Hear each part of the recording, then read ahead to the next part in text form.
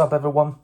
It's me, Elusive Al here, and today is another request reaction from Team Yamazuki once again. But once again, guys, it's not only just him who's going to be that I'm going to be reacting to something. You guys can request me to react to something as well. So just let me know down in the comment section below on what you want me to react to, and I'll make a playlist for myself, like Team Yamazuki has done for me, because he's made a playlist especially for me, and he's gonna keep on updating videos as they go on. So yeah, but let me know what you want me to watch down in the comment section below, and I'll make a list of it on my notes. If it's something that's out of YouTube or in YouTube, so that I can make a playlist for myself. So yeah, but anyways, today we're going to be watching another Thomas Game Docs video. Today we're going to be watching why Nintendo brought an entire US baseball team. Now, yes, we're talking about what's the baseball sport called? It's not the NBA, because that's basketball. I've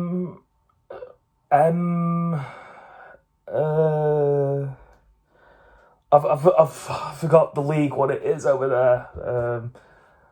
I apologize for all baseball fans out there. I forgot. I do know NBA. I do know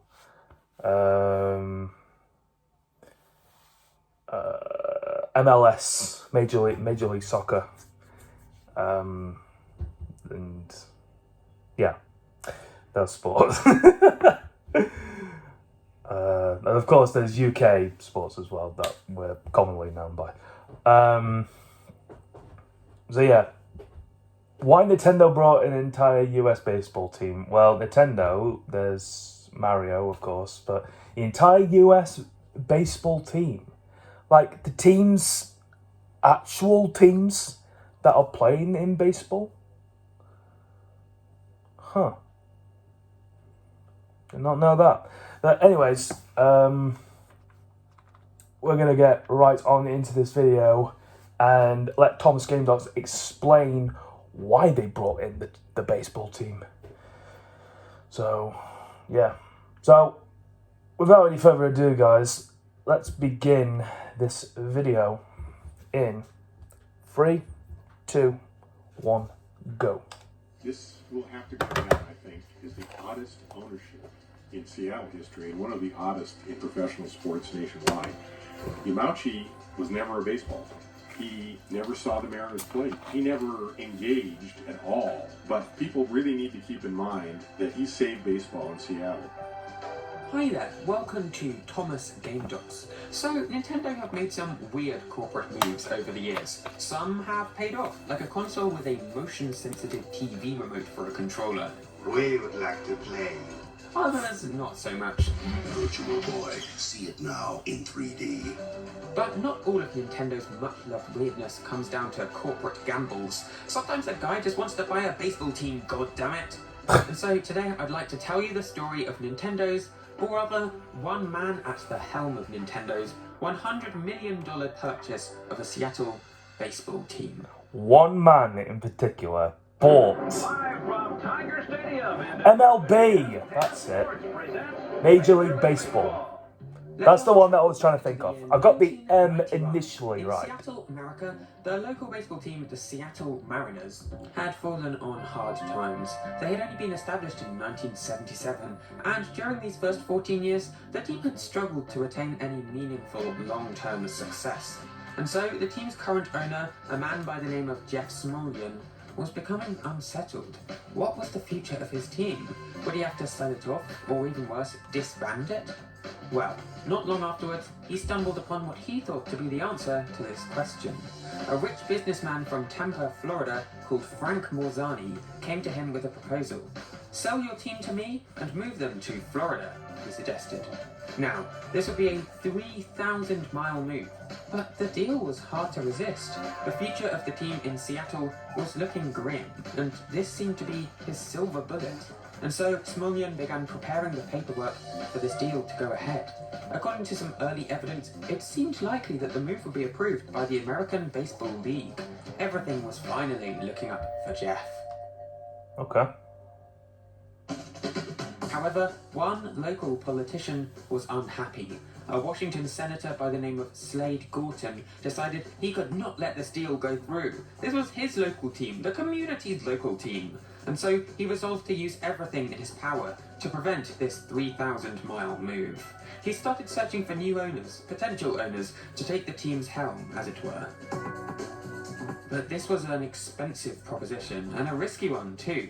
The team hadn't exactly been successful, and they needed a heck of a lot of money to keep them in Seattle. As one newspaper wrote at the time, they needed an angel. Luckily for Gorton, he had an angel of his own. You see, on December 23rd, 1991, Gorton received a phone call that he described as the best Christmas gift of my life. Hiroshi Yamauchi, CEO of Nintendo, from all the way over in Japan, 8,000 kilometers from where the Seattle Got a phone Mariners call. were based, would contribute $100 million to the purchase of the team. Wow. Well, Seattle was the home of Nintendo of America, where the company had built their international empire. If it hadn't been for Seattle, perhaps Nintendo's games would have stayed in Japan.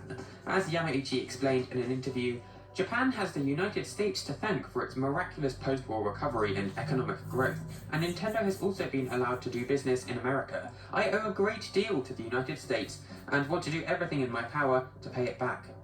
Yamauchi didn't see this purchase as a business investment. He saw it as a form of community service, you might say. Community service. But beyond that, Yamauchi had a debt to repay. In Nintendo's early years of massive video game success, piracy had been rampant, to say the least. Knockoff Nintendo products were flooding the market, and consumers were often struggling to tell the real deal from all these fakes. But one US senator had stepped in to the company's aid.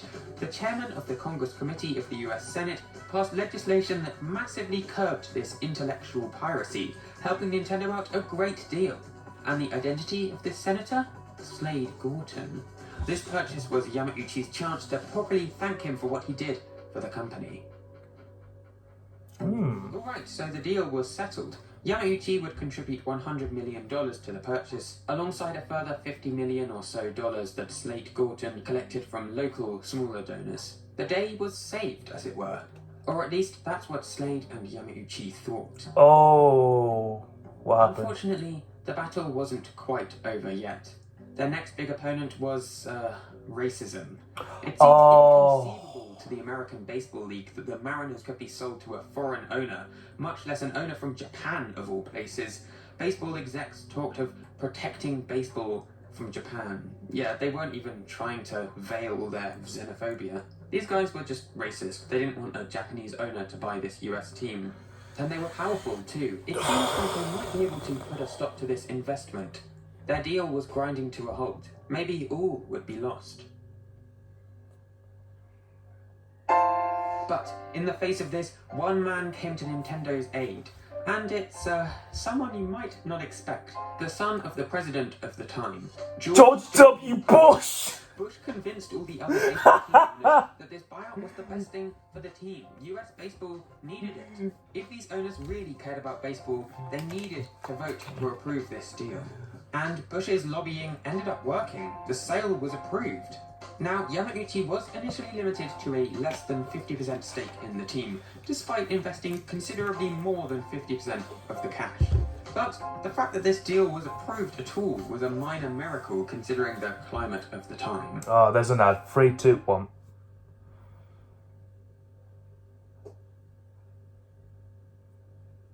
Don't wear it. Sell it Thank you. unlimited. Resume. 3, 2, 1.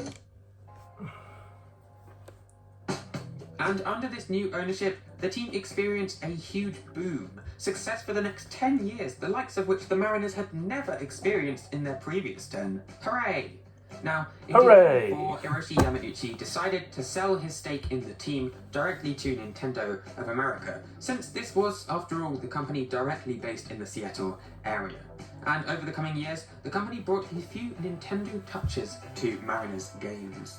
They regularly brought out the Mario mascot, who would often parade around the pitch, much to the delight of any kids in the audience. Oh, and in 2007, they even rolled out this DS app called Fan Network. For a small fee, anyone with a DS could order food and drinks, look up information about any players from the Mariners, Shut up! and even watch the live TV broadcast of the game. Pretty nifty. But all good things must come to an end. And so, in 2016, Nintendo finally decided to... So on the game, you can order food while watching the game. They kept a 10% On the DS. It's just like the other video as well from the app. And you can order pizza. It's like that video. This sale netted the company a pretty hefty return on their investment, $6.5 million. Neat. I suppose it just goes to show that sometimes the strangest purchases can be the most lucrative ones of all. At least that's what I'll tell myself next time I'm buying baked beans on Amazon at 2 a.m. 2 a.m.? 2 a.m.? What are you ordering beans at 2 a.m. for? Watching to the end. I hope you found that interesting.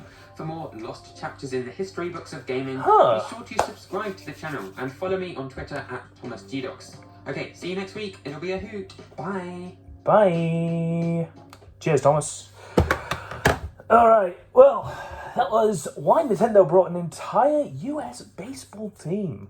Well, knowing Japan and Nintendo, they are pretty big for their products and their money as well, so it's actually a no-brainer really as to why they brought the entire US baseball team, considering that they are a big company after all, Nintendo in Japan, and of course Nintendo of America and all. But that's just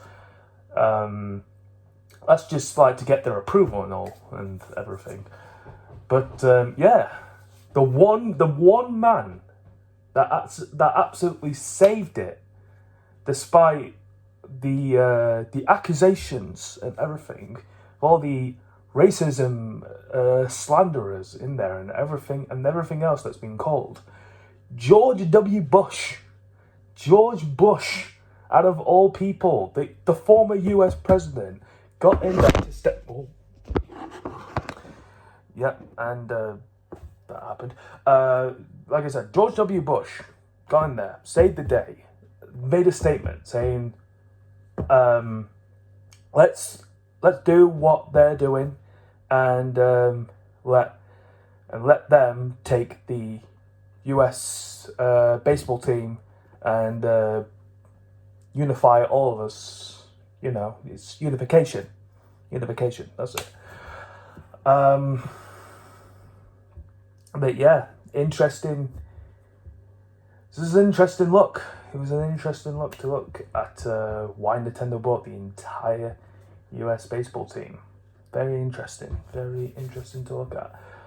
But anyways, guys, if you want to go see the original video of this, then the link will be down below in the description. And that is going to do it. So, thank you very much everyone for watching my reaction to why Nintendo brought an entire US baseball team by ThomasGameDocs. And if you have enjoyed my reaction to this video, then make sure to hit the like button down below.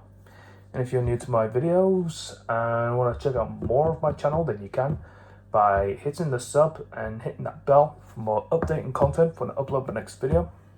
My Twitter page is @LuciFile21. My BitChute is also called LuciFile. My Instagram is FirstTime17 and my TikTok is @ElusiveAl2. So yeah, that is going to do it. So with everything being said, thank you so much once again, Team Yamazuki, for the request. And I'll see you all in the next video. Take care.